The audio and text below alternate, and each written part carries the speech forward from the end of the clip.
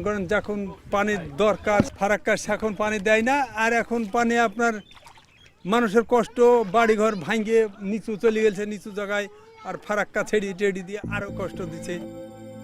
গরমের সময় মরুভূমি ও বর্ষার সময় প্রবল বন্যার শিকার হয় বাংলাদেশ শুধুমাত্র ভারতের ফারাক্কা বাঁধের কারণে।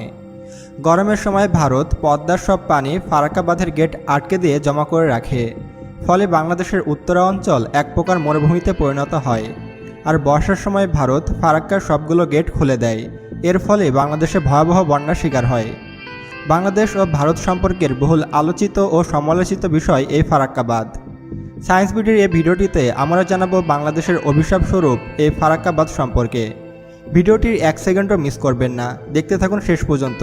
চলুন শুরু করা যাক। এই একটি নদী ভারত অংশে গঙ্গা ও বাংলাদেশ অংশে পদ্মা নামে পরিচিত। যখন ফারাক্কা বাঁধ নির্মাণ করার কথা ভাবা হচ্ছিল, তখন দুই দেশের নদী বিশেষজ্ঞরা এর বিরোধিতা করে বলেন, গঙ্গা বা পদ্মার মতো এত বিশাল নদীতে বাঁধ দেওয়া উচিত হবে না, এতে প্রকৃতির বিশাল ক্ষতি হতে পারে এবং আরও বেশি বন্যার সৃষ্টি হতে পারে। কিন্তু কারো কথা না শুনেই ভারত সরকার গঙ্গার উপরে ফারাক্কা বাঁধ নির্মাণ শুরু করে দেয়। এই ফারাক্কা বাঁধের কারণে বাংলাদেশ অংশের পদ্মা পরিণত হয়েছে একখণ্ড মরুভূমিতে। সেই সাথে পদ্মার আরও 49টি শাখা নদী সম্পূর্ণ বিলীন হয়ে গিয়েছে। বর্ষার সময় বাংলাদেশের 16টি জেলাতে প্রবল বন্যার সৃষ্টি হয়। এই ফারাক্কা বাঁধের কারণে যে শুধু বাংলাদেশই ক্ষতিগ্রস্ত হচ্ছে তা নয়, ভারতের পশ্চিমবঙ্গ ও উড়িষ্যার ব্যাপক ক্ষতিসাধন হচ্ছে। ভারতের অনেক অংশে দেখা দিচ্ছে তীব্র বন্যা। ভারতের অনেক অঞ্চলের মানুষ এর তীব্র বিরোধিতা করছে। এমনকি স্থানীয় প্রতিনিধিরা ফারাক্কা বাঁধ ভেঙে ফেলার জন্য ভারত সরকারকে চিঠি দিয়েছে। ফারাক্কা যে শুধু একটি বাঁধ তা নয়, এটি সড়ক ও রেল যোগাযোগ পথ হিসাবে ব্যবহার করা হয়ে থাকে। এই বাঁধটিতে মোট 109টি গেট রয়েছে। ফারাক্কা সুপার তাপবিদ্যুৎ কেন্দ্রের জল এই ফারাক্কা বাঁধ থেকে নেওয়া হয়।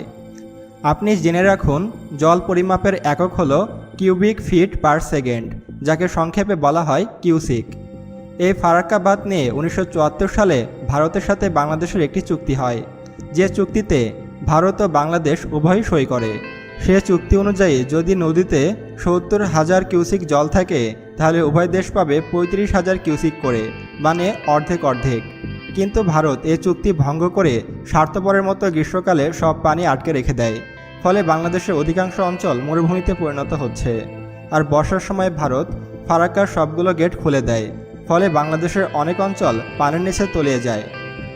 এই ফারাক্কা বাঁধ তৈরির পর থেকে গত 4 দশকে গঙ্গা তার নাব্যতা হারিয়েছে অনেক। বর্তমানে ফারাক্কা বাঁধ শুধু যে বাংলাদেশের ক্ষতি করছে তা নয়, ভারতের বিহার, উড়িষ্যা প্রদেশে ব্যাপকভাবে ক্ষতিগ্রস্ত করছে। গঙ্গায় বাঁধ তৈরির ফলে বাংলাদেশ অংশে প্রচুর পরিমাণে পলি জমা হচ্ছে, ফলে বর্ষার সময় জল ঠিকমতো আসতে না পারায় ভারতের উত্তর অঞ্চলে ও বিহারে ভয়ানক বন্যার সৃষ্টি করছে। বর্ষার সময় ফারাক্কা বাঁধের ফলে শুধু বিহারেরই 20 লক্ষ মানুষ হুমকির মুখে পড়ে। এই ফারাক্কা বাঁধের কারণে একসময় রাজত্ব করে বেড়ানো পদ্মা পরিণত হচ্ছে এক মৃত নদীতে। এই ফারাক্কার কারণে হয়তো এপারের সবুজ শ্যামল বাংলা মরুভূমিতে পরিণত হবে। গ্রীষ্ম মৌসুমে বাংলাদেশে পানি আসতে না দেওয়ায় বাংলাদেশের কৃষিখাত আজ হুমকির মুখে।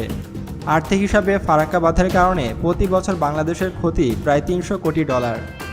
এই ফারাক্কা বাঁধ নিয়ে আপনার নতুন কিছু জানা থাকলে তার নিচে কমেন্টে আমাদের জানিয়ে দিন।